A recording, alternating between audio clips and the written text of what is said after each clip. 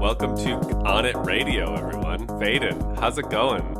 Oh, it's going fantastic, Dale. How are Z-Money? you doing? I'm so good. I'm welcoming Z-Money Thanks, Dale. It's good to be here. and special guest Jonah Special guest? Wow. of the utmost. Well, Extremely thank you. How are special. I'm really good. I'm really excited about the idea we've got here for a game club in the form of On It Radio. And in this, our inaugural clubbing, we played, what did we play there, Faden? We played critically acclaimed MMORPG, The Forgotten City. Ah, yes. From developers Bethesda Games in the form of mod for Skyrim. You know, we should probably look up 1 second. Who actually developed this? Who actually developed The It's Forgotten like City? modern narrative, modern. Modern Storyteller. Awesome. There you go. Awesome game, Modern Storyteller. It sure was a game that we played this month in the official release form, not in the Skyrim mod. And Nope. we're going to do what we are going to try and do with every beginning of this podcast. 30-second summaries. All right. What do we got here, Faden? Give the Okay. people the answers. So here's what we're going to do, Dale. You're going to have 30 seconds to summarize the entire game. There may be Okay. spoilers depending on how he does it, everyone. On your You mark. got a clock ready? Yes, I do. On your mark. Get set. Go. So Forgotten City is all about time. It's all, what it's really about is religion. No, what it's really about is morality. And what it's really, at its core, what it's truly about is walking around a city and telling Galerius to go do everything for you at the end of the day. It's a game about exploring mysteries. The city is trapped in a loop of the golden rule, they've called it, and then live by the golden rule of do unto others as you would do unto yourself. Time. Which unfortunately, Time. You're done. That's it. Uh-oh. That's the Forgotten Oh, man. City. I think you did a decent job. I love it. yeah. So that's the game. Go play it. That's our podcast, folks. Yep. Spoilers abound now. If you would like to play the game without spoilers, cut the podcast here. It's a fun time, but we're going to be talking all about it. You've got a pretty stringently laid out itinerary here, Faden. Shall we dive right in? Yeah, we're going to break down every single character because we figured this is the best way to tell a story, since the story is very much about these collection of weirdos and nut jobs. It is. It's all about meeting and interacting with these characters. So, first up is Aurelia. She is the tavern innkeeper, the scheming woman who hits on you and never likes the fact that you hit on her back. It's really weird. She is overt with her come-onances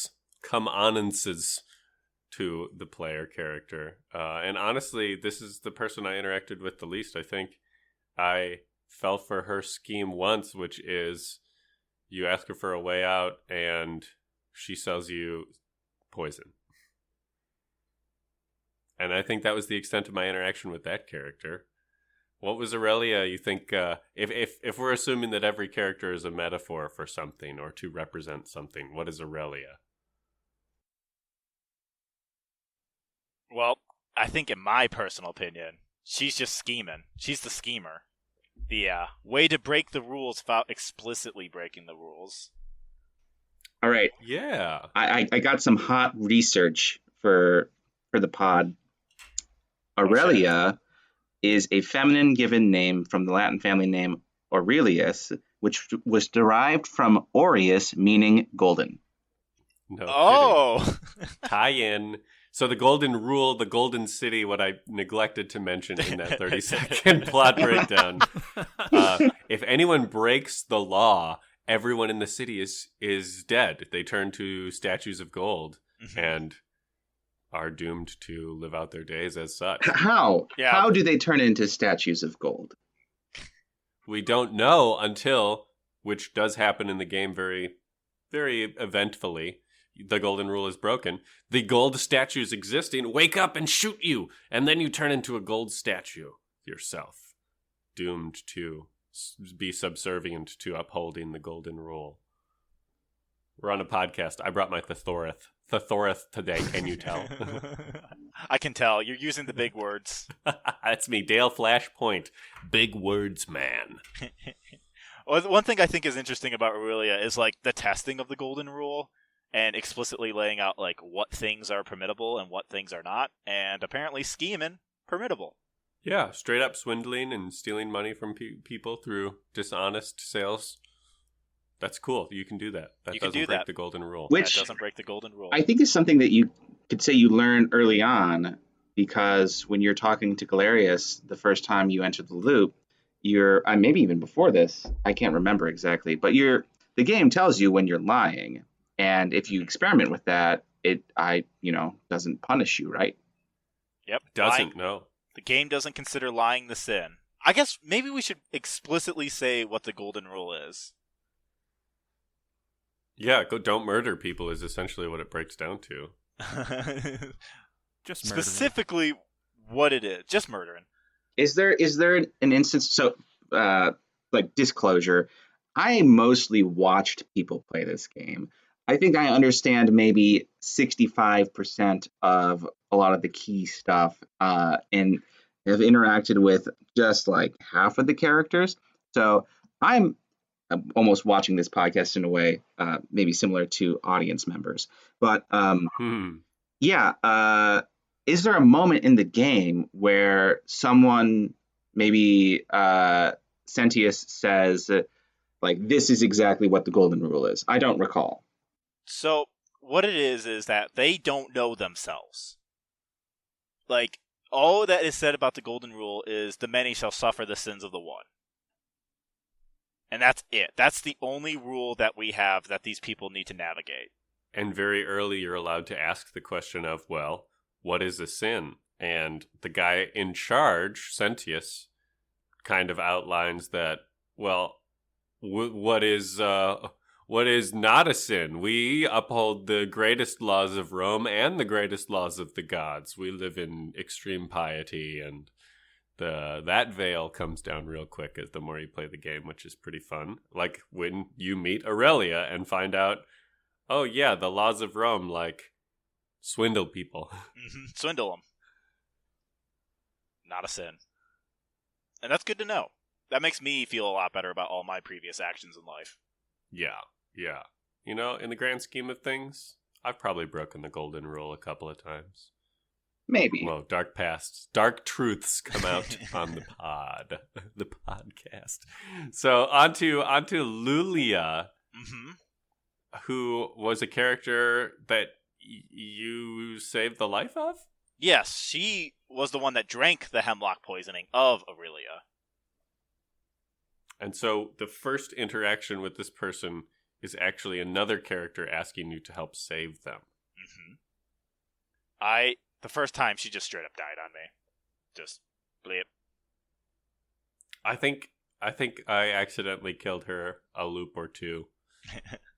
Probably 3 times. And, like, really not much to say about Lulia, honestly. She just kind of lies there, and I guess she's the daughter of Malleus? No. Wait. Yes? Yes? I don't know. Maybe. She's one of the... she's key to the plot puzzle, at least. So, yeah, we had to find... Oh, right. Because we had to... Rheumatism. No. She's not rheumatism. No, she's not. She's rheumatism adjacent. You know, sometimes you're always just rheumatism adjacent. That's this... Well said. Thank you. It's, one of my famous quotes. Lulia and Oppius are in love, and Oppius is a character that you get to meet when you start to scratch at the mystery of what this kind of ominous-looking temple that looms at the precipice of the Forgotten City, the highest building and the highest peak. Once you go to investigate there, you meet the next 2 characters, actually, Oppius and Octavia. And they, again, kind of key to the puzzle in the grand scheme of it all, but fairly minor characters. Both Christians. Oh, are they both cultists? Yeah, they're both cultists. The game calls Christians cultists because most of it takes place it presents itself as contemporary Roman times.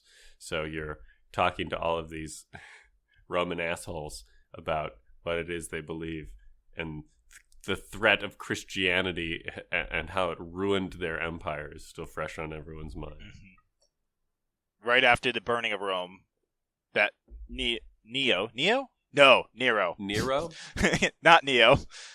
The Nero, chosen emperor. the chosen emperor, right. He blamed all the Christians for the fire. But, Which, who wouldn't? I mean, it makes sense, totally. I'm going to shut my mouth before I say. So, anyway. So we got Opus. He thankfully, he can open up a pathway for you to see Malleus. Malleus? Malleolus, yeah. The first time you meet him, he does kindly open a path. Yes. In fact, he sacrifices himself to open this path. I mean, he just jumps off a hill. Which, we learn, suicide does not break the golden rule. Which Octavia was up there watching the whole thing unfold, wrought with grief, cannot believe her eyes. Her eyes do bear witness to a horrible tragedy. But yeah, the statues don't come to life as she was convinced they would. She doesn't know that's what happens when the golden rule is broken. But right. We do. We do. I kind of want to talk about Malleus because Malleus. This would be a good segue since these two lead you there. I mean, who's next in the list, though? Dominus. Malleus's bodyguard who's constantly getting jacked by doing push-ups. Yeah, that's all he ever does. That's all he ever does. He's just out in the courtyard doing push-ups. And you can hop on the guy. You can literally jump on his head, Mario his ass, and it doesn't break the golden rule. Thank God. Maybe he likes it. That could be the case. I never He doesn't thought like about getting that. stepped on. Does he have any role to play in the larger story, or is he more of just a side character? He can break the golden rule. Oh, right. He's one of the first persons to break the golden rule if you're playing this game kind of passively. Yeah, Malleus will win the election against Centenius, and Dominus will just try to murder Centenius and break the golden rule. At the behest of Malleolus. Oh, the thesaurus is strong today, folks. I think it's interesting Malleus just not believing in the golden rule at all. Because, what evidence do they have it's even real? Yeah, other than all of the golden statues that populate the city and turn their heads as you walk by. That's nothing. What statue doesn't turn its head as you walk by? I create my own truth. Domitius also has a couple other important features in the story. I think he is the first character that is blamed for the disappearance of Scintilla. So you have to kind of crack him before you can circle back to the true meaning of her disappearance. And he is also one of the voters in the election cycle that I think under any circumstance he will never change his vote for Malleolus. He is a loyal disciple to him, which I think makes his character. I mean, he's definitely hamming it up. His beefiness. Domitus the beefy. He's the gym rat of the crew, but he also, he has principles in a very principled world about things that are totally unrelated to the golden rule. So he's interesting. He doesn't like the monsters in the cistern. Does he say that? He's a bit of a baby. Is he afraid of the monsters? As soon as you enter the cistern, he's like, "Hey, dude, don't go in there. For the love of God, it's scary." And I'm just like, "I'll go in there. I ain't scared." Just kind of a weird guy, honestly. he knows what he wants. He wants to get Jack, and he wants to vote for Malleolus so he can kill someone. Like, very simple. I've come to vote for Malleolus and do push-ups, and I've already voted for Malleolus. I think next up we should talk about another swindler, Decius, the ultimate swindler. This guy's just a ripe asshole. He's pretty fun, I think. He's the kind of asshole you love to laugh at. I think what I love the most about Decius is his place in this world. So you're pretty quickly drawn to, you are walking towards Sentius at the very beginning of the game, and your kind of first experience in the world is this plaza with a lot of different characters. And I think Decius, does he, at like the base level of the game, does he call you out and force you to converse with him? Before you can converse with anybody else, or as you're walking through that area, he's the only one who will forcibly draw a conversation with you? I think so, because he's got his idea, right? He's got the pitch. Hey, come help me out with this thing. And right next door is Iulia, or the character who is dying due to his swindling. They are mere meters apart, with one wall separating them. So Decius is like, they cast him almost perfectly. He's a voice that I think really deserves like a bit of an applause here. I agree. He sounds like the biggest asshole on the cast for sure. So it's very easy to get wrapped up in his goings on very quickly, and he forcibly wants you to join him. And of course, his character gets more interesting as the plot thickens with the sort of longer chain of events.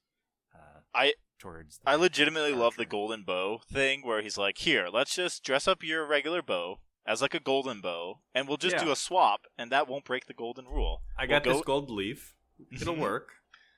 You're not stealing; you're just replacing with a worse version. I thought it was really interesting that once you're in the Shrine of Diana, and you're like, okay, well, now what? He goes, well, turn the lights off. The gods can't see you stealing, and they're not going to get mad. And so I carried that with me through the rest of the game, trying to turn off other lanterns, and you cannot turn off any other lanterns. You can commit any crime as long as it's dark. Yeah, so long as the gods can't see you, fucking have at it. It's not like in this whole arc of Decius, you are never in belief of what he's telling you. It is always with an air of like, just, pulling one over on you with every step. Yeah. As it when does the hat drop? Where's the scam? That's why it's so great when you can do it to him and just steal a whole bunch of money. Oh my god. That's a good moment. So Faden and I were playing this game kind of in tandem for a while, just on a Discord call, playing at the same time. And at one point, I was doing something, and Faden goes, "Oh, well, I just made $5,000 really easily." And then I started talking to Decius, and I was like, wait a minute, he wants to know how I got the gold bow. Wait a minute, he wants to pay for the information. And so I only went for like $2,000 or something. And he falls for it hook, line, and sinker no matter how much you tell him you want for it. And so as soon as I got the $2,000, I go, I should have asked for $5,000. And Faden just goes, yeah, you should have. You should. You always ask for more money, especially from like a schemer. Tasted their own medicine. I think we should actually skip over Georgius for right now and go to Naiva, because she flows right into the Decius Golden Bow plotline. True. The woman in the palace. The woman in the invisible woman in the palace. And someone who heard the voices. Woman in the palace. Which I think is a good time to talk about, like, throughout the entire game, you hear whispering from the golden statues in such a nice touch, and you can't, like, they don't give you specific directions, just saying, like, I'll help you, listen to my voice. But it's quite vague. Yes, you never know if you can truly trust the voice that comes out of the statues. Yeah, because you've been thrown into this mysterious world of unknown origin, and things are now whispering at you. Of course, horror game tropes would have you go, no thanks. No, but horror game, this is not. No. Until, I mean, honestly, the palace, kind of spooky. The palace was a little spooky. I'll submit that. Like, you have to go through and fight all those golden statue monsters, which we come to find out is her removing the golden parts off of skeletons. This Navia character. Yeah. I think Peeling this is probably as dark the metal as the off. game gets.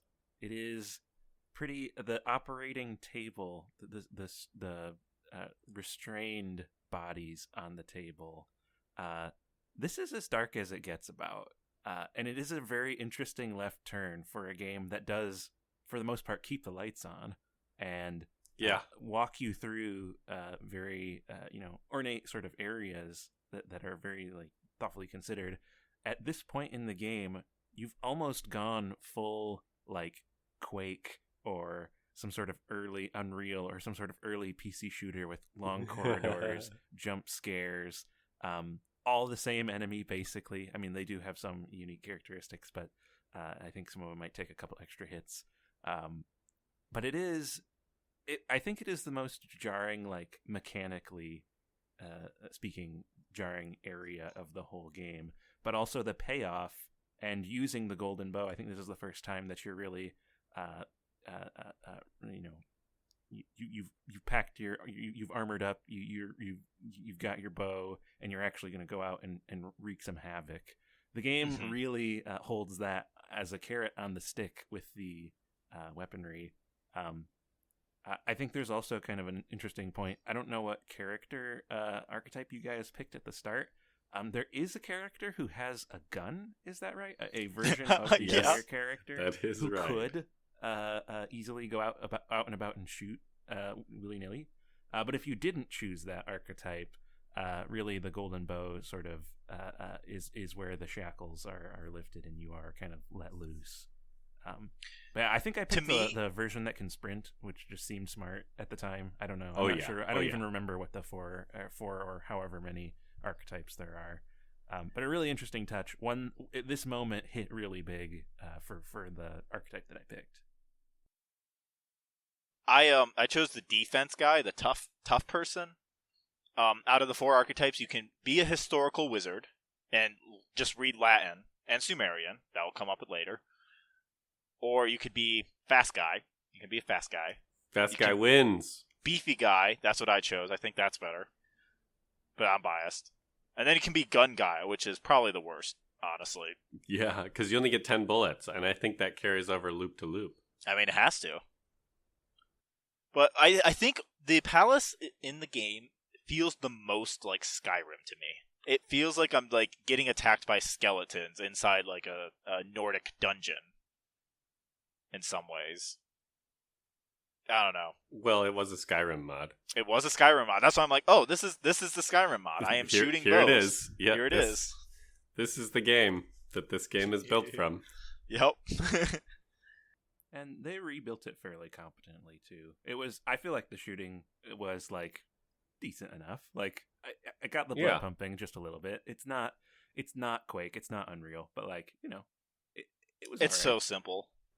It was fun. It was all it needed to be. A kind of road bump, if you will, some friction for the game. After that, you get the cure for rheumatism. Rheumatism, a terrible curse. You get to go into the Shrine of Apollo, open up that box, and tell Lucretia, "Hey, I can cure some rheumatism." So here's the cool thing. In my playthrough of this game, you're supposed to get to a point in this palace, and you do get to a point, and I did get to this point where there's one of these peeled golden statues bound to this table, sitting upright in a hallway just before like this shimmering pool, and the statue looks at you and goes, "You, be careful, she's right behind you." And I was startled, and all of a sudden I turned around and there was no one there. And I went, ha ha ha ha ha, ooh, the game made me look. And then I happily left the temple and was like, okay, that was fun. Cool area. This character we've been talking about, Navia, is supposed to be there and is supposed to be right behind you and is supposed to trigger all of this conversation and dialogue. So I had to enter in some god commands and walk myself back into the palace. Fly. So I could cure rheumatism. So you can cure rheumatism. Yeah. Yeah, let's talk about Lucretia. I think she is just very simple, doesn't know how to do any medical science, but unfortunately is shackled to do it. Yeah, that's what a life to live. I don't know how to do what I'm supposed to do, what everyone expects me to do. Yeah, I find just like her just like struggling and taking any help she can get. I don't know. I find it relatable. True. But she really doesn't have too much. Let's talk about Georgius real quick. Georgius. Great guy. The Greek Georgius. He just likes you because you're a traveler like him. Yeah, he relates to the adventure of it all. Speaking of the adventure of it all, one of the main themes of this game is getting to know how these people ended up here in this city, like you did. And it starts out with this interesting encounter on a river. And then you start to talk to other people in the city. And Georgius himself even says that, he woke up on a river too. And some similar themes start to come out. Wasn't there one character that did not? Yeah, a few of them couldn't remember. Which another kind of theme of memory loss. Yeah, but Georgius is like the most open with that information, and so like you kind of get some background going on there. I like his voice. That's very nice. He is soothing. He's just so friendly. Should we talk about the prisoner, Dooley? Oh, poor Dooley. Another truly friendly character. Mm-hmm. Dooley's interesting. I would say that his sections in the game are some of the more interesting to me. How so? I think that he's a pretty sympathetic character, and that the kind of conflict between him and Sentius early on, it makes for, I guess, some interesting conflicts with the themes and like the idea of the golden rule and the treatment of Dooley versus like the justification that Sentius provides, and how it's a certain kind of like legalist perspective that seems to abide by the golden rule, but I think you can make many arguments that it's not right, though not a sin in the eyes of this game. Sentius has decreed that Dooley stay imprisoned because Dooley might break the golden rule. Dooley is, I mean, it's like the American justice system. You can just be jailed for a crime and it's completely considered fine. And Dooley has, or not even to this jailed point, for a shown preemptive no crime. Yeah, Dooley, interesting character, but my thing is like he kind of plays like in a weird stereotype towards people with like mental disabilities that I think is just kind of weird, in my opinion. I agree with you. I think that like some of the handling infantile. could be a little more nuanced, or I guess less tropish, or like a caricature. Mm-hmm. Like the fact that he kind of acts like just like a child, just really weird. His character's not truly believable in that way, and he definitely, like, his obsession with a golden treasure and money is like kind of part of his shtick.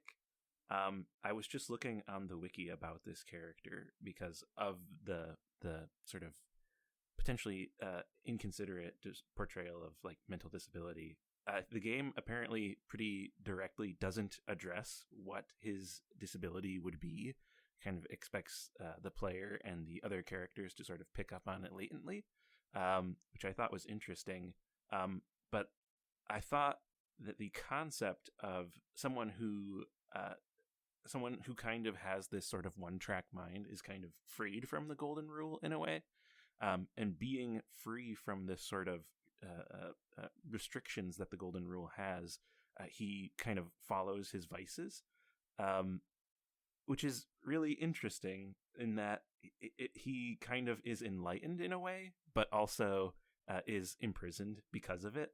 And I think one of the funnier moments of the game is when you manage to free him from his imprisonment, which goes back to the character Galerius and electing him as opposed to Sentius or Malleolus.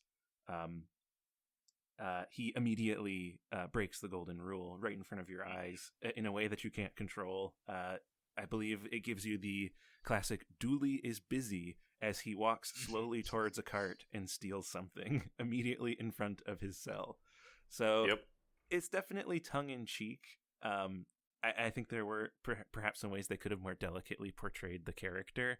But I think that's kind of what they were going for, is that you don't necessarily need to know. What you need to know is that he's living by his own rules. There are probably about 100 different ways that could have been written and may have been a little bit less problematic. But all in all, like, if you take it as the sort of tongue-in-cheek thing that they were trying to do with a very, one-sided character, a very flat character, I got a decent laugh out of it. Yeah, for me, it's just like the use of like the man-child tropes and that we just constantly see in media, like automatically signals things I have seen before. But like, there's a lot there to Dooley that like really does work. Like, Dooley's just like a great person, and like hijinks, which I think if we're talking about hijinks, we really need to talk about Fabia and the assassin. Oh my god. Yes, this is the first time you really get to have fun, start playing with the time loop. The first time I ever encountered Fabia, I had accidentally killed her by letting her go into the shrine that says, "Please do not enter, can collapse at any moment." And it collapses. Right on her. And this poor woman is crushed. Poor woman. And she was just trying to alert us of this intruder assassin. Yes. This assassin who is threatening to break the golden rule because he's hunting Christians. And in fact, after I did the same thing that Faden did, leading Fabia to her demise on accident, I got into the conversation with this assassin and was too sassy, and the assassin killed me, breaking the golden rule. I think really? That was what happened the first time that I saw the assassin, is that I knew I couldn't do anything. And then I just got trampled. I got shot. That's interesting. The first time I talked to Assassin, I was able to like lead him straight into the thing. I think. Oh no! Wait, I played that. really dumb. That's what I did. I played really dumb, and he was like, "You don't know anything, do you?" I'm like, "No, not really." And he just kind of walked away. That works when confronted with a zealot. Hunting zealot. His voice I really like. It feels like that's a Brotherhood. That's a Brotherhood character from fucking Skyrim. You're probably not wrong. No. And I really do like, at first it's like, okay, is there actually this Quintius in the Forgotten City? Quintius. Oh god, these Quintius. Twinkius. Okay, so is Twinkius really here? And for the longest time, I just thought, oh, it's Nero. He's being a weirdo. He thinks someone's here, they're not. When Malleolus is revealed to be Quintius, I'm like, damn, I should tell the assassin to kill him, but that will break the golden rule. Yeah, I tried to do that too. I tried to lead the assassin right to him, and then immediately was like, wait, no, bad idea. No, Assassin's good. I want to talk about two characters though that I have opinions on: Virgil and Rufius, the gays. Is that your opinion? I mean, that is my opinion. Okay, no, my actual opinion on Virgil is I've seen. Oh, here, what did I write in my notes when I first saw him? Oh yeah, 50% of all gay clubs are filled with guys that look like him. So when he was like, they say I'm a sinner because I like to have sex with men, I'm like, no, I got that. I pegged you as that right away. Wait, was Virgil an actual gay stereotype based on an actual gay stereotype? Yeah. Virgil is very much a gay stereotype that I have legitimately seen everywhere. And so is Rufus, because he rejects his homosexuality by being homophobic. Classic. Oh yeah, classic. But it's just that rheumatism. That rheumatism really gets to you. Once the rheumatism goes away, though, he can use his hands again and can be a true lover. A true lover. I actually like Rufus's voice actor because he is just constantly angry and unhappy. You probably have fun with those kind of roles. Mm-hmm. Was most of the dialogue I got out of Rufus. I mean, I really don't have much to say about these two at this moment, but that's it. I just wanted to peg them for what they are. Just like the typical gay and closeted gay, but hates gays, but doesn't actually, just needs to cure something about his life. It's tropes. Yeah. Did you find the stereotypes to be a bit tedious or disappointing, or did you think that they were a welcome part of the game? A game that takes itself not seriously all the time and clearly is trying to, I think, balance some light humor with its kind of, I guess, more philosophical themes. Like, that's kind of like hard to describe, because it is interesting. Harassment doesn't break the golden rule, as Rufus is constantly graffitiing Virgil's shop. But, like, I don't know, it's just kind of a okay trope. I guess it's better that it's there, but I also want more. Yeah, I'm I can see glad that. it's there, but I want them to do better. Just do better. That's it. That's my simple advice for everyone. Just do better. Easy. So easy. Right. Just be excellent. Should we get into, like, the bulky characters, like Horatius? Yeah. Wait. He's bulky. He's physically bulky. He's physically bulky. I don't think I talked to Horatius very much at all. I hardly did too. He was very boring, and he's just a ride or die Sentius guy. Or Sentius He guy. is. True Sentius fan. Okay. That's it. He's like Sentius's personal guard, right? That's really it. It's just Sentius's ride or die. Yeah. Scintilla. The Not offspring Scintilla. of Sentius. Sentia. An I want to talk offspring of about Sentius. another one. I wanna Sentia's talk- the optional one, right? Mm-hmm. She's the Yeah. one that's lounging around on the couch. Oh, okay. Yeah. So she, I did a little verbal interrogation and kind of accused her of the disappearance of her sister Scintilla. I mean, she's lounging on the couch. She looks so relaxed. Yeah, it's a little off. And I don't know. She was always funny to me. I mean, she just is like the typical aristocracy, like, spoiled child of the politician. But man, does she hate you if you accuse her of shit. She gets mad real fast, and that was pretty funny. And Okay. She also doesn't really present much concern at the fact that her sister's gone, which was at first a little misleading, truthfully. Yeah. I like that little red herring misdirect. Both Sentius and Scintilla being so here and there about the disappearance. I mean, it's really the only thing that makes that plot point have any intrigue. And I think that's kind of clever writing, as we later find out why and how and who imprisoned Scintilla. And they try to shake you off them pretty deliberately. I think we should get into the thick of the mystery and talk about Equita and what you discover with her. Yeah. After meeting some of these previous lesser characters, Equita acting as the priestess is sort of a home base that the game encourages you to bounce ideas off of and start to ask questions about, what the nature of the loop and what you are, where you are, and who done it, how done it, where done it. And she comes to the correct conclusion. The river. The river. What's this figure that everyone's met by the river? And quite literally, almost everyone has a story of being pulled out of a river by some hooded figure. And through putting together these key pieces, and a fun moment at the beginning, if you question the person that pulls you out of the river enough, you can ask them their name, and the person introduces themselves as Karen, pulling you out of a river, putting you into a seemingly hellish loop.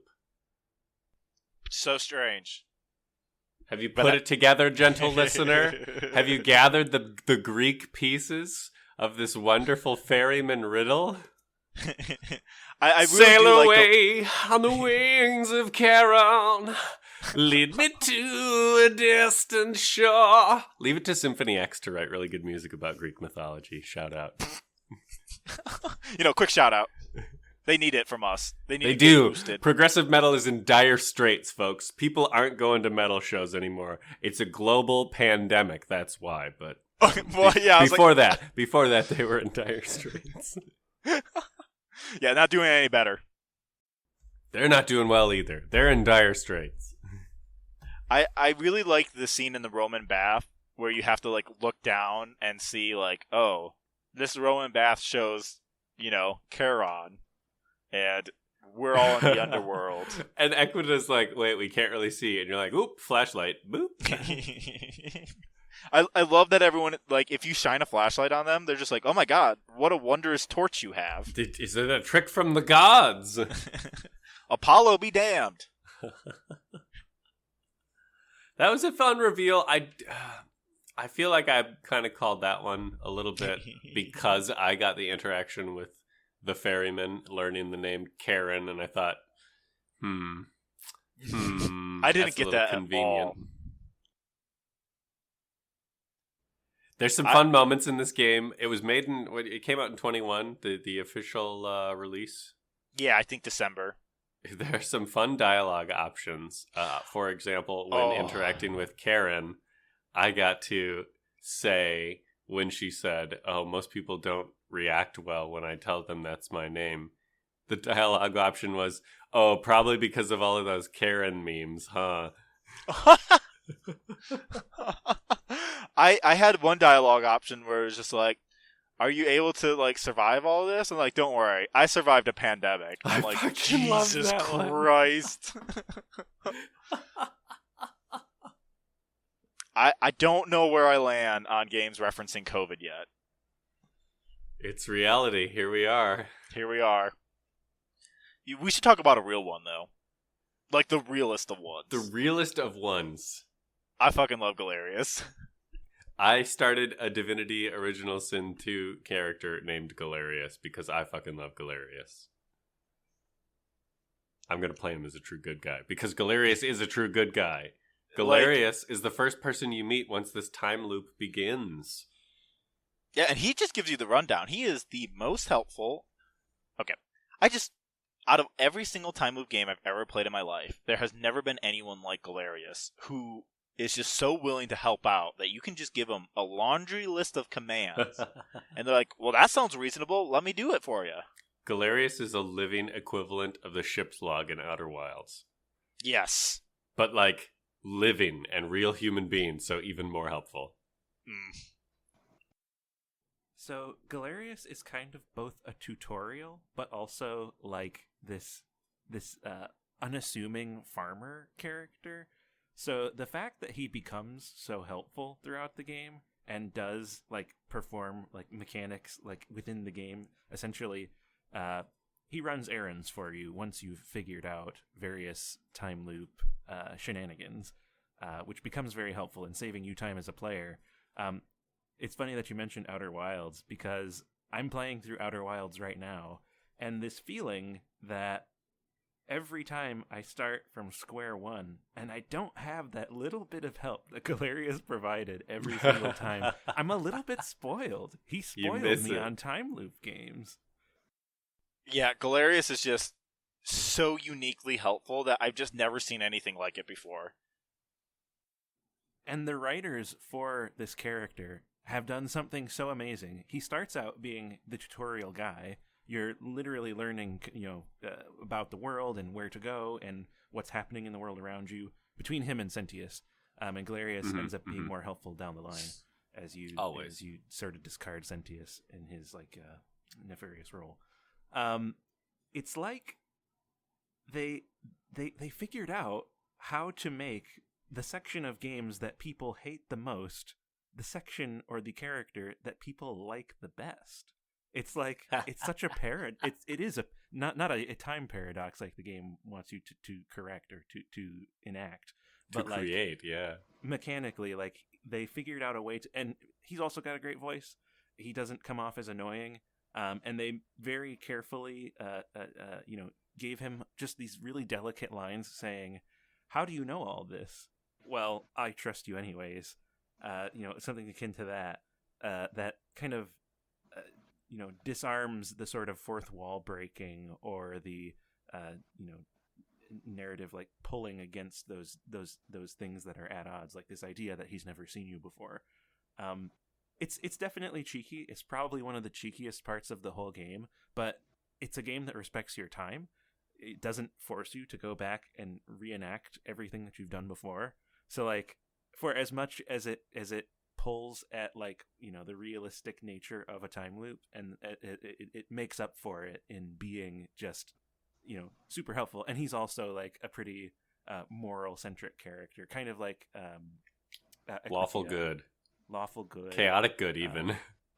And I mean, we were watching the finale of the game, and you had last night when we were watching Dale playing, and the way he just books it to his next thing, he runs like his life depends on it, and he's just like the wind, Galerius. There are not many characters who will who will go through that kind of strenuous sort of work, but he does every time.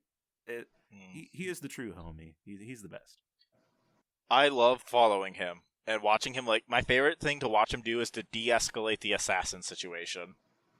No, I've never watched him do it. It's really good. He just comes up to the assassin does his proclamation shit, and Galerius is like, "Doesn't matter. Here's what you need to know." And the assassin's like, "Oh, okay. I'll work with you. You seem reasonable, pretty much." I've been researching some of these names, and some of them are named after former Roman emperors, and that's the case for Galerius. And interesting note in his Wikipedia page is it says, although he was a staunch opponent of Christianity, Galerius ended the Diocletianic persecution. I don't know how to pronounce that, when he issued an edict of toleration in 311. Oh. So he was, if there's a basis in this real world emperor historical figure for Galerius in the game, he's known for tolerating the cultists. That's actually really interesting. Cultists. I like Galerius is in love with Equita. Yeah, that's a good plot point. That was kind of fun. It's cute. Definitely did not take me as long to get the flower as I thought it might. A little bit of a jumping puzzle there. That flower I was spent annoying. way too long on that. I don't know why I was so hopelessly bad at it. It took me way longer than it needed to. Same. So I think we should move on to a really surprising character I was not expecting. Hermit philosopher Philip. Philip! I still don't know if I loved or hated Philip. Mm-hmm. It's just a weird, like, all right, here's our philosophy major speaking to us moment. r/I am very smart. I mean, he has such a great function for the end of the game. Will you have a Socratic dialogue with me? Please, I've been craving a Socratic dialogue. What does that even mean? Anyway. I crave a Socratic dialogue as much as I need to eat lunch every day. I just need to have it. I can't go without it. I've been talking to this mirror myself for the longest of time, and it doesn't work. Please talk to me. I do like that he's just like so hidden that nobody knows he exists. Yeah, he figured out how to avoid getting murked when the golden rule is broken. And he straight up is like, yeah, I've had enough food and I've survived a couple of loops now. Being different from our time loop that the player character is going through, loops of the golden rule being broken and the population being reset. But he leads us straight into Kabash, who this is when I really was starting to enjoy the game. Yes. Philosophically, with yes. the introduction of gods that have been the same but changed over time. Yes. Into different forms. And him wrestling with the concept of are my gods real even though they are a reincarnation of other gods? That is so good. So good. The answer is, yeah, of course they're real. Of course they're real. You believe it. Yeah. It doesn't matter if they're physically real or physically original. It doesn't matter that Jesus is basically Dionysus. All that matters is what you believe and how you apply that to your life. I was able to talk him down the first time perfectly. I did not. He killed me, and I had to reload a save point. Just murked you? Yep, just murked me. But that was such a fun moment of him finding this tablet, and when the game starts to tell you about these tablets, it says there's 4. There's one from Rome, there's one from Greece, there's one from Egypt, and there's one we can't decipher. We don't know all about it. It's weird. And I thought in the back of my head, I was like, that's what? And I was really confused. I was like, what could it be? And Kabash has found it. He's got the tablet. And it's Mesopotamia. It's Sumeria, the god of death and demise, Nurgle. And I was just like, oh yeah, history! This game's cool! And one of the really cool parts about meeting him and his so at this point, Galerius is running tasks for us. The game is pretty darn self-aware. It's no longer a forgotten city. It's the self-aware city. This is one of those key moments where that sort of awareness impacts the story in a really positive way, and is a little bit less jarring than Galerius. And the way that you've talked with the philosopher, and you're actually digging down deeper than any other physical space in the city now. So not only is his philosophical and sort of struggle here where he's trying to make heads or tails of being built over, literally, this is a part of the city that has been physically built over, and you are uncovering it as you are navigating down. This also has some of those light horror elements too, where you're under pursuit, and I think at this point you might also have the golden bow. I can't remember if this is one of the areas where you're in an action sequence. I think there were some zombs, some skelly whatevers coming after you. Was there? I think there were in the underworld. There were very few though, and it was very easy for me to pick them off. Okay, I could not remember.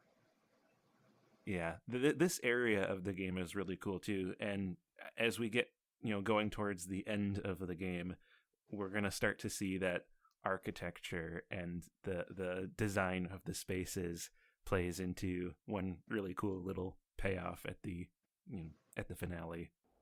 Yeah, the finale. And this is really the when you start to see the juxtaposition of the different architectural designs and styles. Let's start getting into that finale.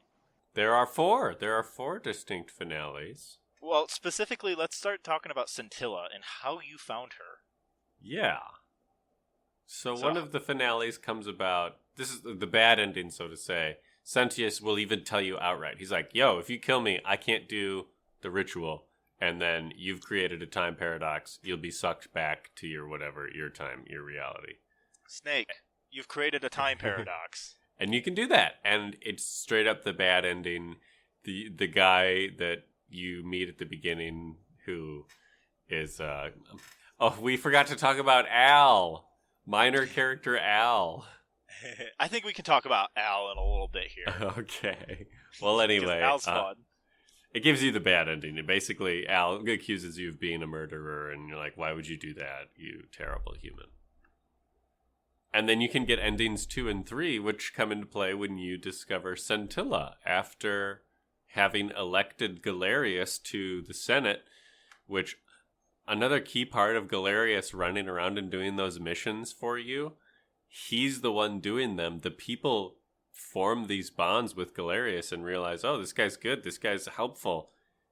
And thus, when you get him to propose himself as an electorate, as a candidate, they spring for him. They're like, yeah, you can really easily get the majority for Galerius by having him do those tasks and create those bonds with those characters, which I thought was awesome. They're using the tool, the time-saving tool, as a part of the puzzle. And so after he's elected, he frees Dooley, and Dooley gives you a key to the cistern, which is a way out? Question mark?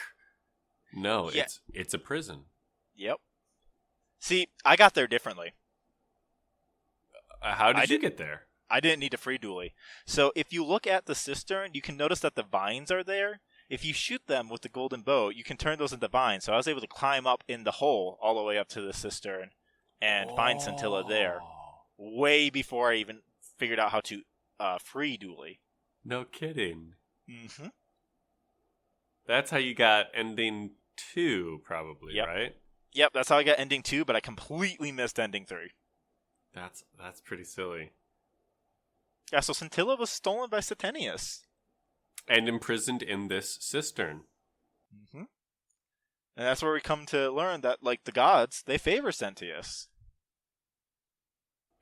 Because you would think that this act of imprisoning someone and keeping them in chains is clearly going to break the golden rule.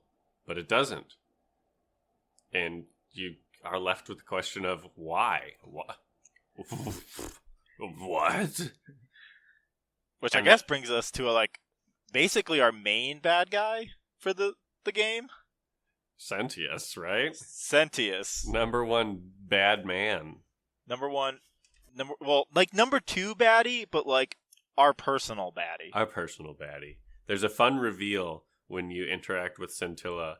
Sentius has a moment for a monologue and reveals to the player character that he too preserves his memories through these time loops and knew all from the get-go that you were bound to fail at this task. And here he has finally caught you. You're going to break the golden rule. It's going to loop all over, and ha ha ha ha ha, boo on you.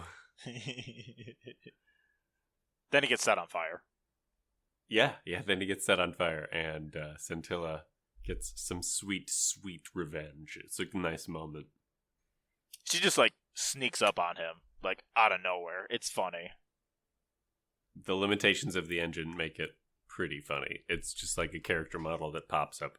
I think it's interesting that they stuck to the Skyrim form of dialogue. Yeah. They really went all in. The character face gets zoomed in on, and then you have the dialogue options. I don't know. Sometimes you get funny moments like that, where Scintilla just teleports behind him and then sets him on fire. Nothing personnel, Sentius. Did you ever, find out that Sentius is reliving the loop and talk to him about it? And then he's just, smug the entire time? And he will never... Yeah, no, it's great. So you can do a state where you figure out that Sentius is looping all over again. Mm-hmm. And you can tell Sentius that, hey, I'm aware of what you're doing.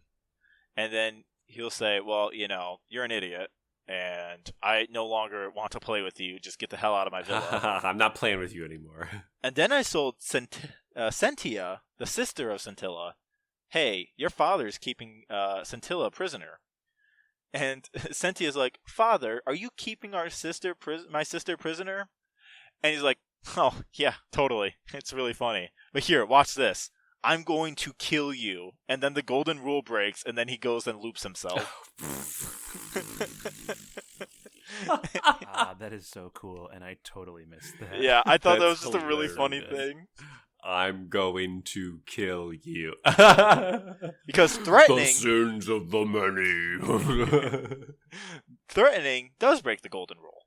That's so funny. I There are like some Sentius. clever moments in this game. And yeah, Sentius is good. We forgot to talk about another key character, the crazy lady who also knows the secret. Speaking of people who knows the secret. What was her name? Lucia, Lucerna? No. Livia? Livia. It was Livia. Yes.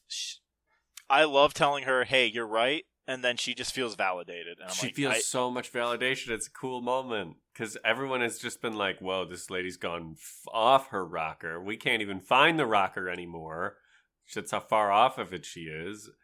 But no, she's dead on the money. You're in the underworld. You're in hell. You're imprisoned in this place beyond a life, and it's not that great at all the times. No. And they were all brought by Charon. Let's just loop around and talk about Charon, Karati, Charon. Yeah. Whatever their name is. That was a fun character moment. I felt a lot of pride in myself as a narrative consumer for having totally called it.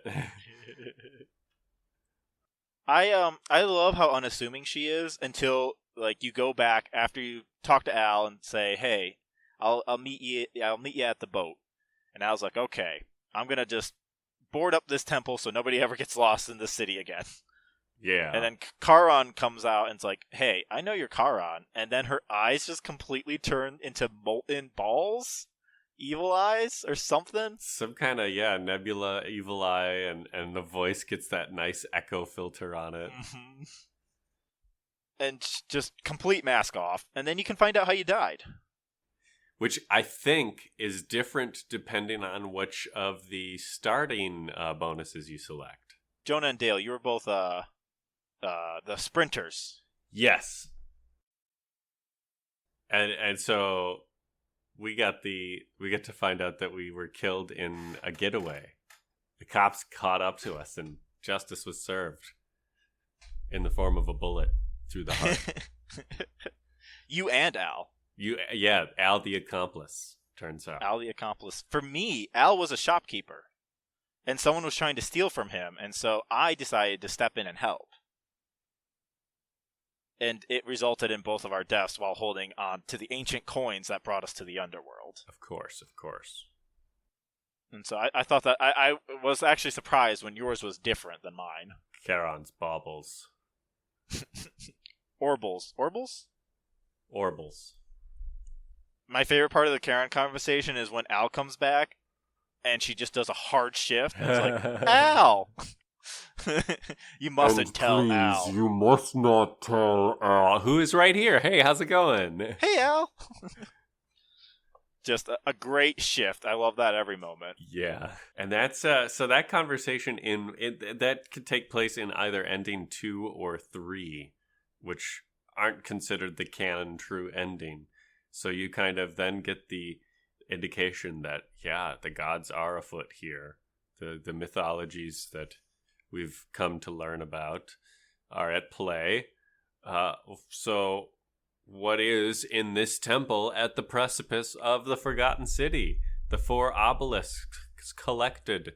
One for Pluto, one for Hades, one for Osiris, and one for Nergal.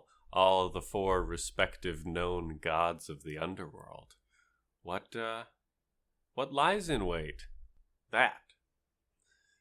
Pluto. Oh my fucking god. Aliens. Ancient aliens, pretty much. I was not ready for it. Just dump it on them. Yeah, it's aliens. It's fucking aliens. I just... like, a part of me should have assumed for some reason, just because it feels typical at this point to say it was aliens. I still haven't digested it. I beat the game last night. We're recording the day after I finished the game here. After the hermit conversation, I was fully expecting, because the hermit, there are moments where you're talking about the nature of morality, and he goes, well, but what you just said is not right, and you contradicted, and wouldn't you say that this and that? And I was just rolling my eyes at the whole thing, like, okay, I get it, So I was prepared to walk through those doors at the temple at the precipice of the mountain and just be confronted with, By the way, you're in a video game and none of it matters. Aren't you so smart? You didn't even think about it, huh? What is morality anyway? We fooled you. No, it's aliens. It's aliens. No, it's just straight up aliens. Pluto is an alien. His wife, Persephone, is also an alien who loves humans. They take on humans' forms, and thus they take on human morality and sense and emotions. And they're intoxicated by it, which I found was fascinating. Gods intoxicated by the human experience. Cool. Alien gods. I thought it was interesting. I didn't see it coming, and I think that I thought it was interesting that you could go into depth on some of the gray areas. Although I was watching Jimmy beat the game yesterday, and we didn't really spend a lot of time kind of asking him about all these edge cases and having him elaborate on the golden rule. But I thought it was all right. What do you think, Jonah? So the payoff for me comes actually with the lead up. So you've placed all of the slabs in this obelisk, and you are now entering this off limits zone. It is very clearly the rise, the climax of the story. And if you are not careful, or if you are just rushing through, as I did with the sprinter, you'll go up to the first door and realize that you have to match the architecture type in the room with the version of the god of the underworld. So like I don't even remember the order. It's like I think it starts with Pluto or Hades. So you are starting to piece together now that actually these spaces in the game with the different styles and different people like are coalescing into one, and you open that final door to this Star Trekian, this bright white and blue sort of impasse, this sort of Star Wars like long stretch into the throne room essentially.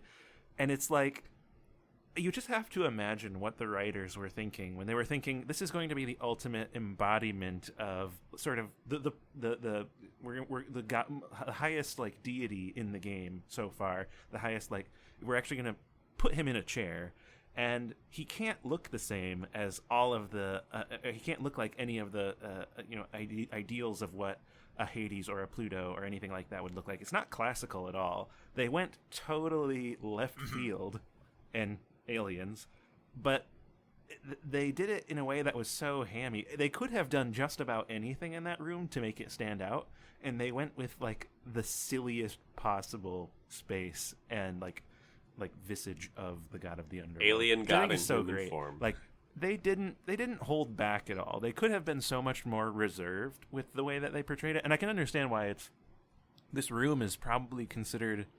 I mean, I don't know if you guys would agree with this, but I think this room is probably the most polarizing. Whether you liked it or not is like kind of depends on how you feel about this sort of self-aware and like goofy side of the game. It really is one of the goofiest things that they try to pull off. Yeah.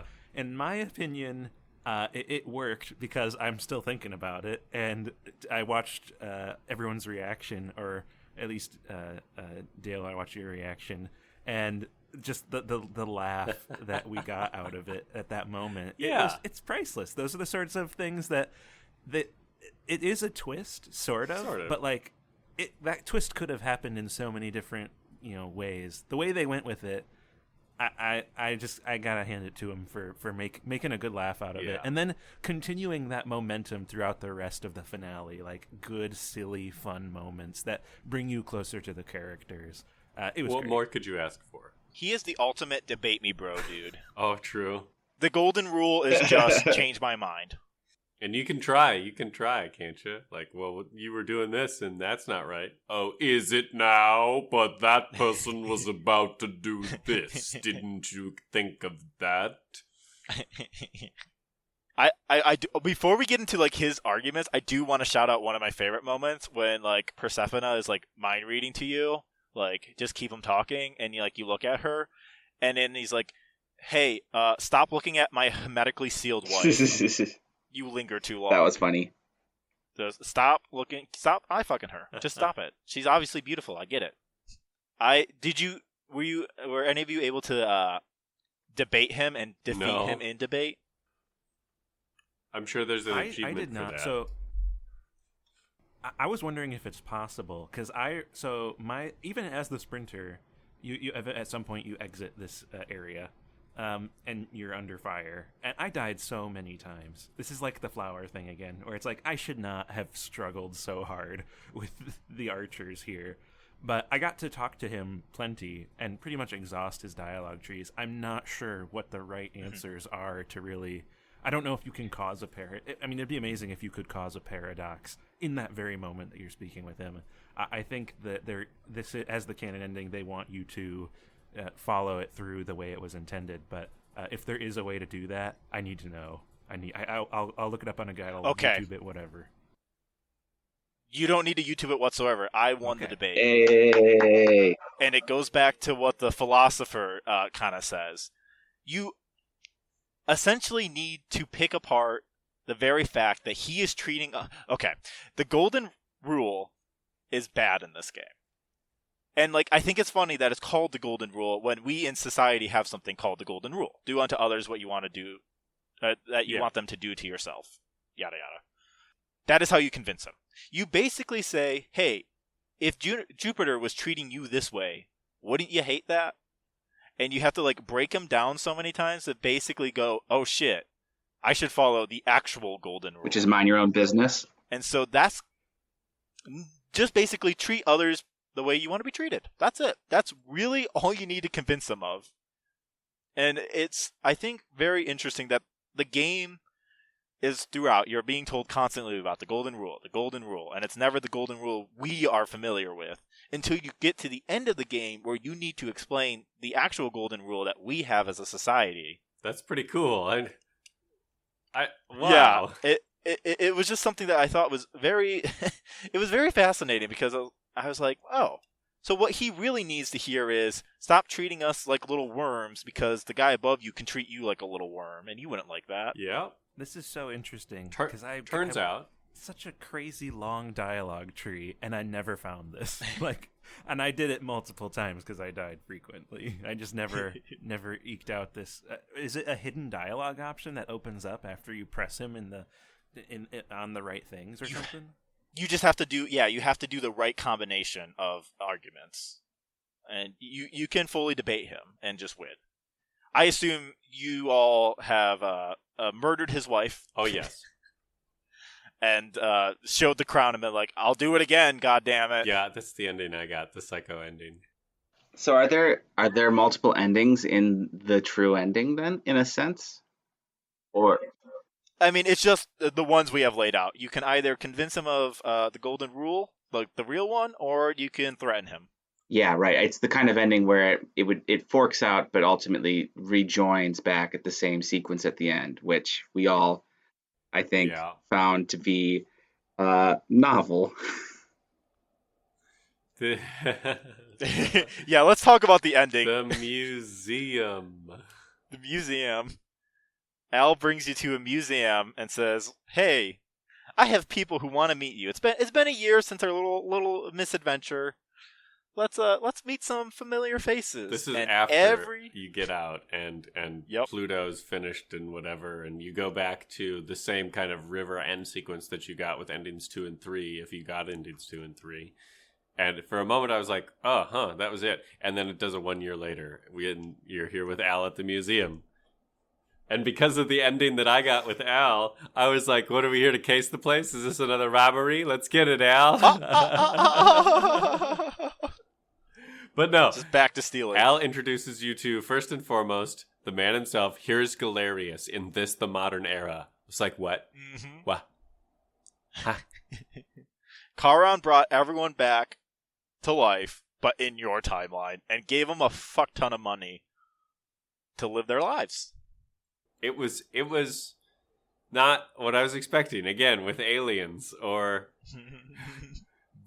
a 1 year after frickin' National Lampoon conclusion style thing. You can ask each character, hey, what are you doing? What's going on? And they'll give you their end credits scroll. Galerius now adopted a nice lifestyle at home, having married Equita. The two seek to raise 2 kids, and Galerius is going to run for local office. Some bullshit like that. It was really interesting, actually. And I read through a few, but not all of them. Yeah, was there any that standed out to y'all? Like, one that you really liked? Or didn't like, maybe? Theseus, yeah, I thought the same thing. His little bit is so Theseus was a good tongue-in-cheek. one. So just to summarize, Theseus is rich and well off now, just like everyone else. He essentially asks you for investing advice on what to do next, because you are sort of... So at this point in the game, you are kind of revered as the Oracle, right? I don't know if you're ever called the Oracle in the city itself, but now history shows that you did this. And you are this oracle figure. You're the good guy. And so Theseus, who has removed the barricades on some sort of ancient sort of fainting bed sort of bench sort of thing. I don't even remember.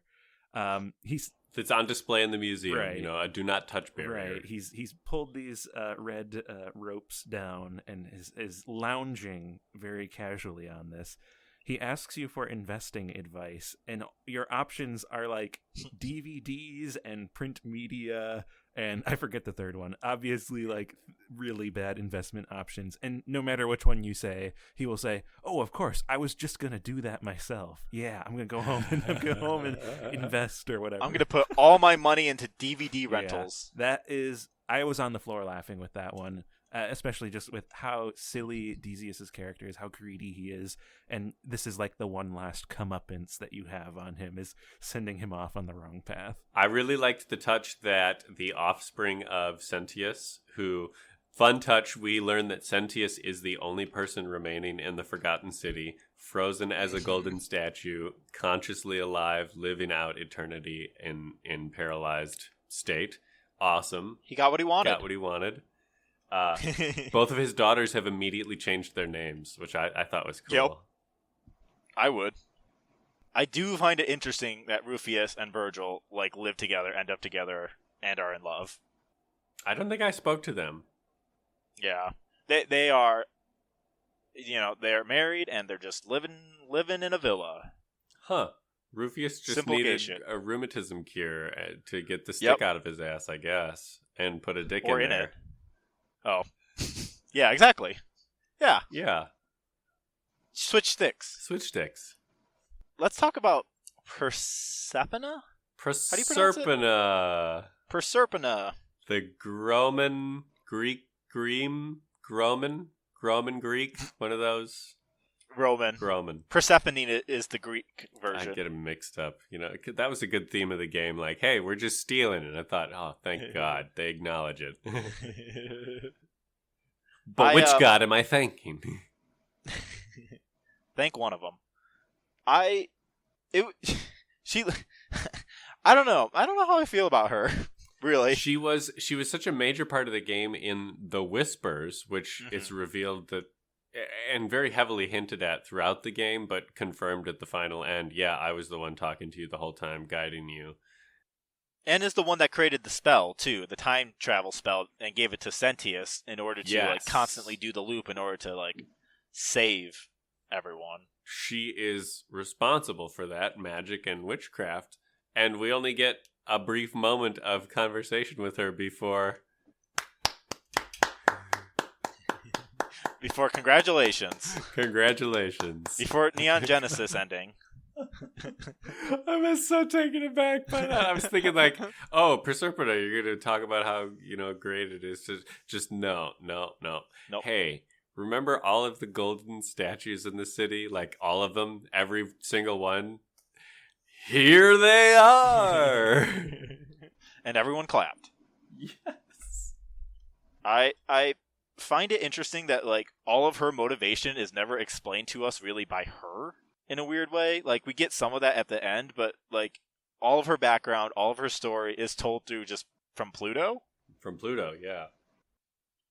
I don't know. Maybe Pluto was a genuine lover, but just an asshole at the same time. He Yeah, did know he just his wanted woman. to. Yeah, he but wanted just to hermetically keep her seal on a his tight wife. leash. Yeah. Yeah. My wife is very mortal. Please seal her in a box. Fragile, do not drop. Fragile. Do not open. Do not shoot bow through. Should we wrap up with some last thoughts on this before some audience questions? I think that's a wonderful idea, Faden. All right, I'll go first. Here we go. I just really am taken aback that the solution to the golden rule is teaching the golden rule. I mean, it's just funny to me. I think I'm really happy to be here. This game club is a fun idea. We're playing some fun video games and having some good conversation. And to put it all in a podcast is kind of a crazy, cool, neat idea. As far as Forgotten City goes, I'm going to remember that city. I'll tell you that much.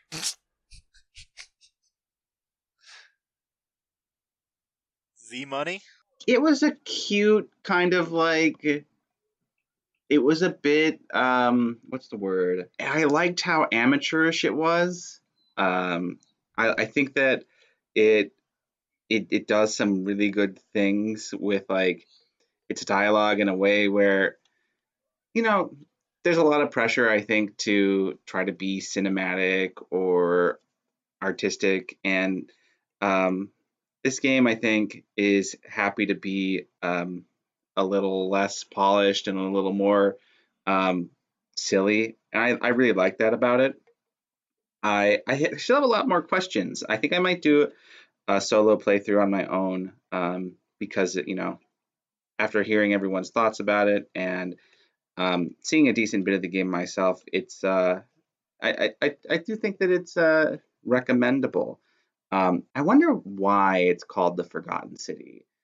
I'm not sure if any of you have any thoughts on that, but that's something that's been sticking with me, and I haven't come up with an answer yet. But overall, a pretty good game, and kudos to the three guys behind it, and the fact that I read that this mod was, kind of originally made in 2015, and what's that, 6 years later, they've got it published on all the major systems and in lots of accolades. Like, I'm happy for them. Yeah. Jonah? Yeah, it's a marvel that this game exists in the form that it does. We are so lucky because the writing is so cute and clever and interesting at every turn. There are some drawbacks to how tongue-in-cheek it can get, and for a story that begins feeling that it is taking itself so seriously, it really travels a long way from that starting point.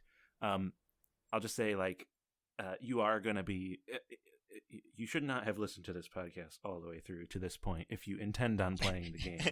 But I think the thing that it has changed my presupposition about what a mod scene game or like an adaptation from another engine or from another game, like, it has opened my eyes that you can make a game in Skyrim and it would be a novel thing. And it is a novel thing, and it can build into something so great. It really is a triumph for this small team. I'll say that, like, if you like narrative experience in games, if you want to see what games can do with narrative that no other medium can, like, Forgotten City is a really good touchstone for, like, all right, this is a story, but it's going to take some turns. It's going to use interactivity and branching paths and all these like very common things that you'd be familiar with if you play RPGs. It's going to do all those things in such a unique and inspiring way, and yeah, just clever, witty, and silly all the way throughout. It's like, really, you can't ask for much more. Also, a game that is very digestible. I think I played it in the course of 2 or 3 days, and I didn't want to put it down. Like, it's a game where you are going to spend so much time facing NPCs and listening to dialogue trees, but it made it so compelling. As someone who, and I'm not a person who's played Skyrim. I've only played a couple big RPGs, big Bethesda, CRPG or first person RPGs. So to fall in love with a game like this is just like, a real treat, and I'm glad it exists. I'm glad it's very successful too. It was my game of the year after I had played it. I think I liked it even a little bit more than Metroid Dread for 2021, which is saying something because I really love Metroid Dread 2. It's kind of a three-way toss-up between this Dread and Chicory, which maybe we'll talk about at some point. It's definitely a great game. But yeah, really, really, really awesome game. All right. How about we get into some audience questions? What do the people ask? Who wants to take the first one? JCOM, looking to wonder, has anyone played the Skyrim mod before playing the full game? And JCOM, I can tell you that by saying I have never finished playing the regular Skyrim, so I never once thought about modifying it. No. I myself, I have played the mod before. I played 5 minutes of it, and I was like, meh. And so it actually made me reticent to try this game, and I'm so glad we did. I don't even know if I've even played a minute of Skyrim. It's a blind spot for sure. I You're not missing fall out. into open world games. I am gonna out myself as one of the Breath of the Wild, I'm here and there on it. I don't love it. I just don't like open worlds. But there is something really cool when you pare that open world down into something so compact like Forgotten City does. I don't think I've promised one of my good friends that I will give Skyrim the college try, but I know in my heart of hearts it's not my jam. So the fact that I love this so much is just like a testament to how different it's approaching the RPG, the first person sort of immersive RPG. My advice: do not play Skyrim. Play Morrowind instead. Okay.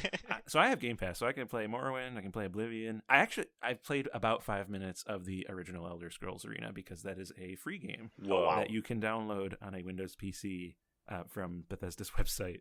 I'm not going to be a purist and say you need to play all 5 Elder Scrolls games before you play Forgotten City. I think it's also important to note that I don't think there are any like really direct references, or there's if there is, it went way over my head. Do you guys know if it's just game mechanics? Just mechanically, it's similar. I mean, that says it all. Then you should just play this game, even if you don't like Skyrim. That's what I'm here to tell you. Z Money? Never touched Skyrim. Of course, I've seen it, and like Jonah, don't really get all of the appeals. But yeah, I think that based on things I've read about this game, a lot of conventions are the same, like the zooming in on the face and kind of the lack of expression compared to other games like that, try to really animate faces. You kind of just have moving lips and dead eyes a little bit, and I don't mind that at all. Overall, yeah, I would say that I have not played the Skyrim mod or Skyrim, to answer the question. Okay. Do you want to read the next question, Z Money? Sure thing. This is from The Traveler. How do you think basing this game off a mod of another successful game has changed the impact of the game on audiences versus if it was just released as a standalone concept, no Skyrim connection? My thinking about this is, this is really kind of like the power of grassroots in, trying to make a game. I think that you really can start pretty small, and if you stick with it, you can achieve great things. And without the mod, I don't think that the 3 people behind this game would be where they are. So I see the mod as integral. I think that it's the question said, how does it change the impact of the game? I think that really it's just, you kind of had a group of people who may or may not have been very invested in the original mod, but enough where you probably had a sense of community.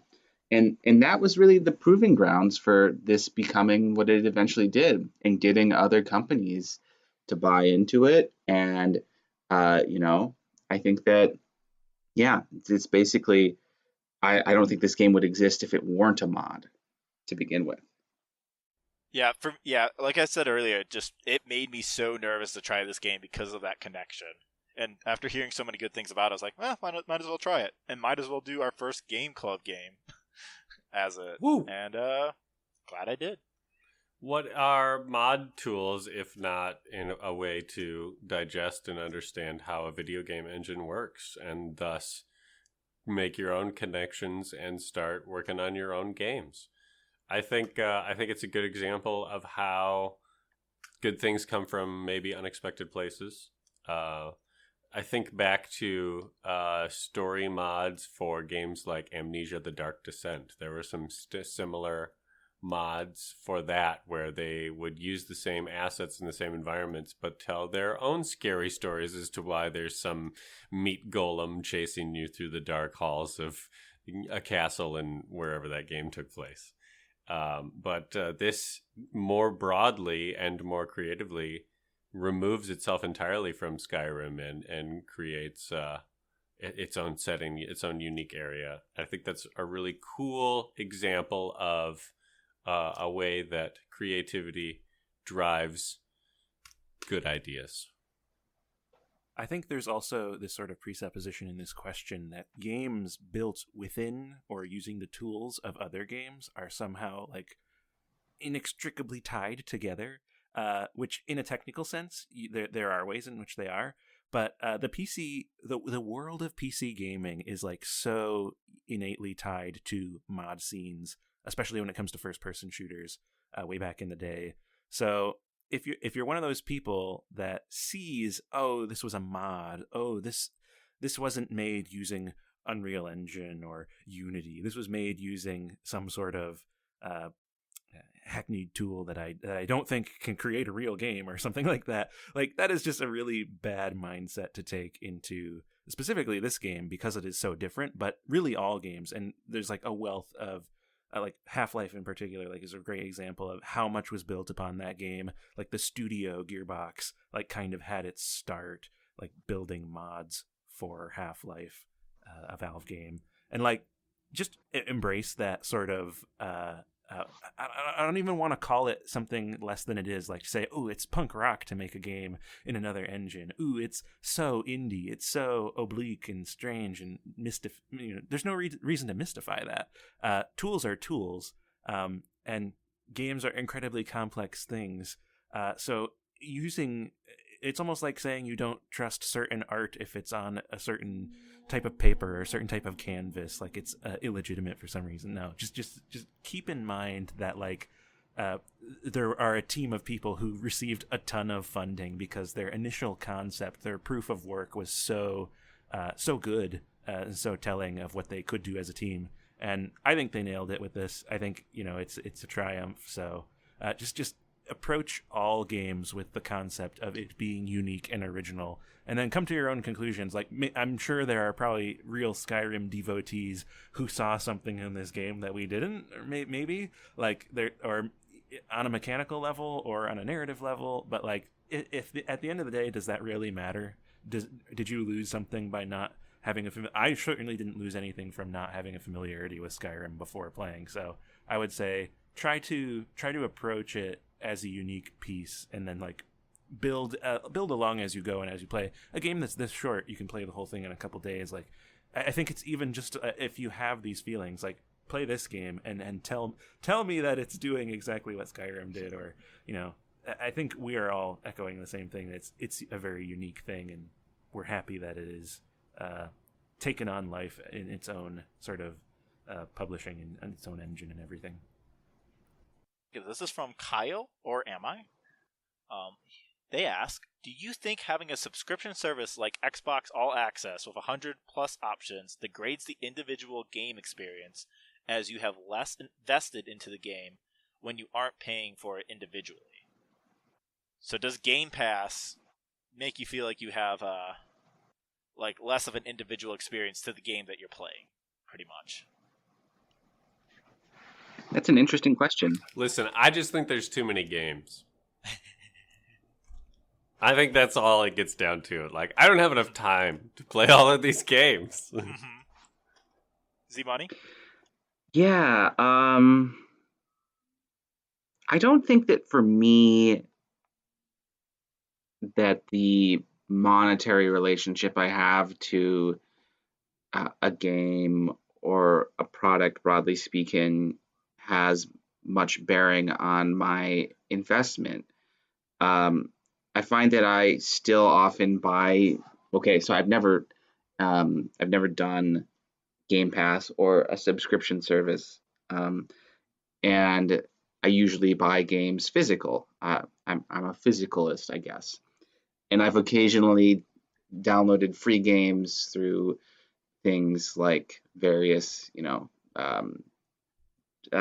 like game clients or online marketplaces when they run promos where they're giving you a game for free because they're trying to improve engagement with their platform. So I guess I can consider a few different ways that I could relate to a game as a thing that one pays for, and yeah, I think that it's really in my experience more a matter of, do I feel motivated to play this game in the first place? Because it's hard to be motivated to play games that I bought because I thought, oh, this is a really great game. Why did I not play much of Luigi's Mansion 3 even though I bought it? I think that it's kind of like it's a conundrum because there's an interest there, but I can't really pinpoint why some games stick and why some games don't. I think that overall, there's a kind of choice paralysis that can occur when you've got a lot of games in front of you, which goes back to what Dale said.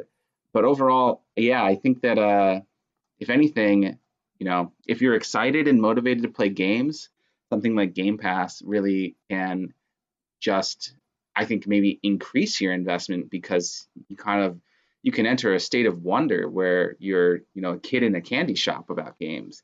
But that's just not how I've been relating to games a lot lately. But my goal in 2022 is to play more, and I'm excited to do that in this podcast. Okay, Jonah. So I am the unapologetic Game Pass pusher, as far as folks that I know. So just to be clear, who has Game Pass here? Z Money, you don't? I do not. I do. I do. So Dale, you just jumped on board recently. I just jumped on recently, and it's pretty great. So, and there's a bit of a conundrum when it comes to value with digital games right now. Steam is still a very high value proposition. Like, there are constant sales, constant promotions. There are reasonably too many games. As someone who kind of understands publishing on Steam, it just takes $100 and a little bit of time to publish a Windows PC executable onto Steam, regardless of almost regardless of quality. I'll say there's a lot of garbage on Steam. There's a lot of great games on Steam. It is kind of the Wild West. Almost anybody can publish there. Game Pass, I think, having a curated selection of games, which will inevitably get much larger and larger over time, is a great value proposition. I feel like it's definitely worth the money. If you're a holdout on Game Pass, you're just not sure, I'd say give it a try. There is this element of not finding investment in a lot of the properties or a lot of the games. Like Bethesda's huge on Game Pass. So if you like those games, let me tell you, you got your work cut out for you. You have all the Fallouts, you have all the Skyrim, or all the Elder Scrolls. It's like an unfathomable amount of hours, even though it's a curated, very pared down list. But as someone who is highly in tune with indie developing scenes, they're doing these deals with independent publishers and developers that are really lucrative. Games that make their way onto Game Pass, I think, and I don't have numbers for this, but seem to kind of guarantee not critical success, but financial success. They're paying equitably to teams of various sizes. They own Bethesda. They don't own Modern Storyteller or Fellow Traveler, but it seems like these are folks are willing to get in on it. I think it's a good thing overall, in that it is a great value proposition, and I think this is really the first subscription service for games that has in my mind, like had a meaningful impact on me as a consumer, and I think on many as a consumer because of the breadth and depth that they are able to provide. I don't find myself having trouble getting into games on Game Pass. I find myself falling into more games on Game Pass. I have a pretty beefy gaming laptop. I've run just about everything I've tried to run on it flawlessly. These are games that are verifiable hits usually, if not like new exciting indie releases. So yeah, that's great. That's good. And the fact that it sounds like it's equitable for everyone involved is a good thing. I think overall gaming is going to move towards subscriptions, and that is going to I think our mileage is going to vary depending on the quality of the services. Like, I don't know if we'll ever see a Nintendo subscription service that's actually worth the money. They currently provide Nintendo Entertainment System games and Super Nintendo Entertainment System games on the Switch, which is part of your included with your price for playing online games. It's like that is so far from what Game Pass is doing. Game Pass is such an interesting and bespoke catalog of great titles. I don't know how you can argue against it. It seems like it's the way we're going. I just have to hope that for creators, for the games that are showing up on these services, that they're making a good business decision, or that it is equitable for them, so that we can continue to see these games reach these platforms. I think that's an overall positive. I think that I think Microsoft just revealed their numbers for how many people are subscribed. It's something like 20 or 25 million. And 25 million. I'm not sure so gaming is like one of the biggest forms of media. I really don't know where that number puts us as far as like in the roadmap, where subscription gaming takes over. Could it be 1 year from now? I think if PlayStation comes up with a reasonable counter to what Game Pass is offering, we're really gonna fall down the slope. Spider-Man. I'm able to play all these games, and I don't have a new Xbox either. Xbox is Game Pass is a pretty generous thing for those with PCs and who primarily play games on PCs. I am able to have an extremely robust catalog of games between just PC and Switch. Like, I'm very happy with that. It's great. So I don't want it to change, but I also am very cautious and I think there might be a question about the purchase of Activision by Microsoft. I think there are going to be a lot of tacked on sort of concerns with how big these things can get and what that might mean for creators and getting good gaming experiences, As a follow up, let me be the contrarian on all this. Go ahead, Faden. Yeah. I'll be the downer. I think Game Pass, while great right now, in 10-15 years is going to be one of the worst things to have happened in gaming ever of all time. With the flattening and monopolistic attitudes that Microsoft has always had as a tech company, not as a gaming company, I think their reach is going to get so far, and we're going to have zero political action on this, and that we are just going to get into a situation where only with like 3 to 4 publishers actually publish games, and they all have their own streaming services, and they're all going to cost us, I don't know, like $50 a month. Like, it's going to rise, and it's going to be... Oh, so you imagine it's going to go the same way as TV, basically. Netflix. Yeah, basically as Netflix, I think. Where Netflix is constantly jacking up the price on us and not even producing the same amount of quality as they used to. Yeah.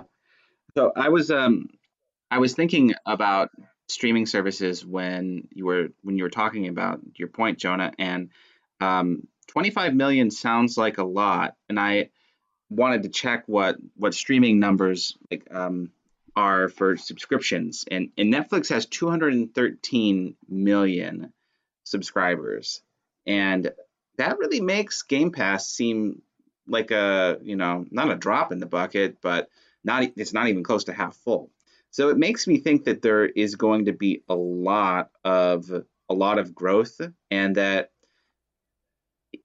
I'm not going to try to predict the future on it, but I do think that it's possible that this consolidation could be bad, and you get to a point where instead of buying games when you want them, it's like Faden says, you spend $200 on all your streaming services for the month, and you just have access to any game you want.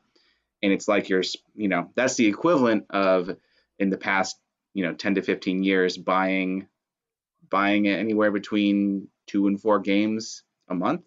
So it changes and it stays the same in some ways, maybe.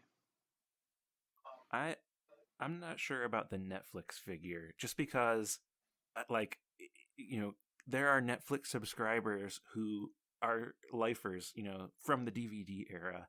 Netflix is so ingrained that Game Pass, I think it's a matter of time. And to see a rise to, I don't actually know how many years it's been in operation, but I want to say that 25 million is a pretty significant number, just because it is not zero. I mean, try to think about other services like just online subscriptions to play games online.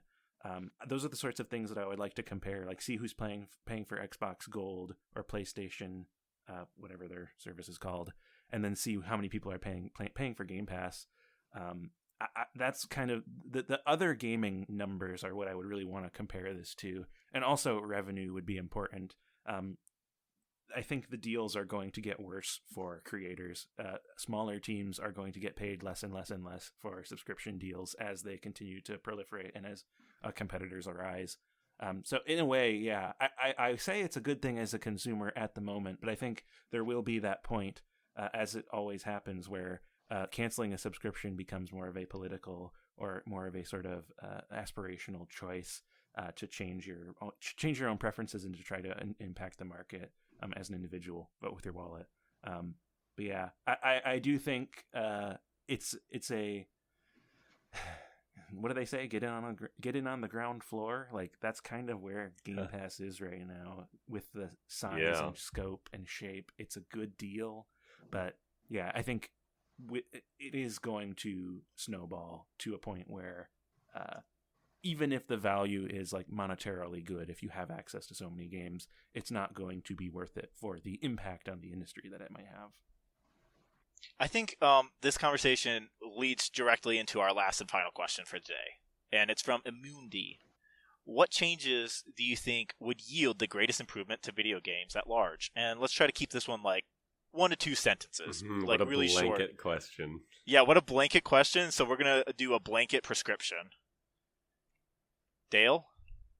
Remove any and all crunch time from development cycles.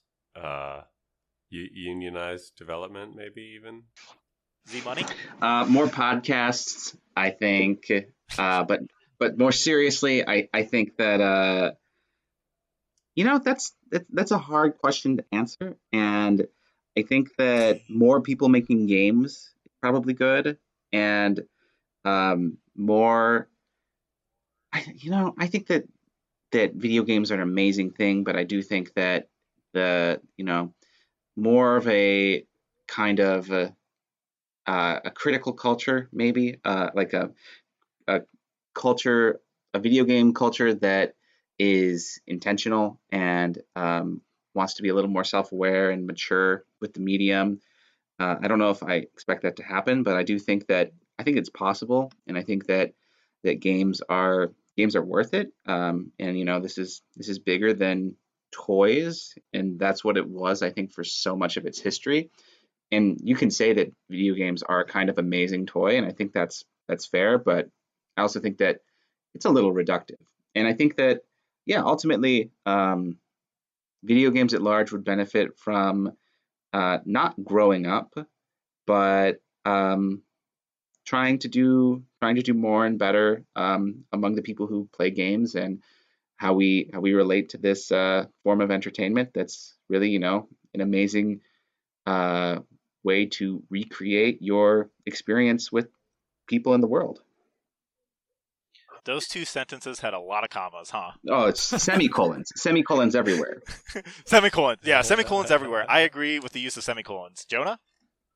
All right, I will say the change that is currently underway and is most important is the proliferation and accessibility of game making tools. as an aside to that, I think things like Roblox and things like, even just Game Maker Studio, which is the tool that I use to make games. These are tools that have become very accessible and are impacting creators at a point in time, much younger, they're much more readily available. I think those, more tools and more access to tools and more demystifying of how games are actually made, I think those are the more important things that are going to impact, that are going to most positively impact where games are going. But I don't particularly like Roblox, and I've never touched Roblox. That is just the first example that came to mind. But something similar, like the next generation is going to have a Roblox. The next generation is going to see something like that. So Dreams. And hopefully better. Dreams. Nintendo has a game builder garage. They botched that so bad. Nintendo is going to.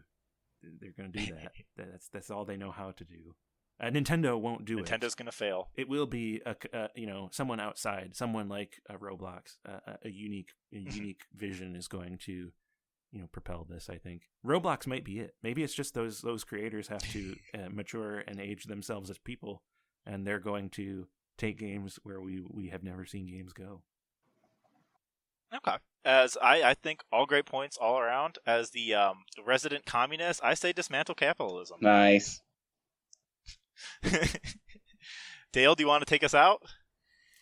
Let's get out of here, podcasters. All right. Thanks for tuning in to On It Radio. It's not actually broadcast radio, fun fact, but it is fun little time we had here. Game Club. Next month, we're looking at playing a new game. That game is called Faden. Nobody Saves the World.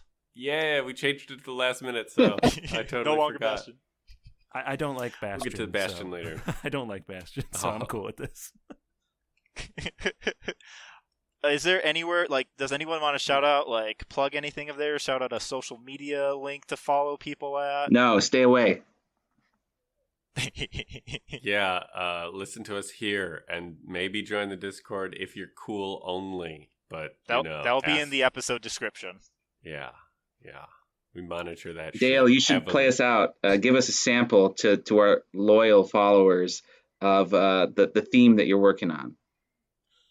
Oh, here we go. There it is. I was thinking you should do it with your voice. Yeah, do it with your mouth. Oh, shoot! I closed out the window.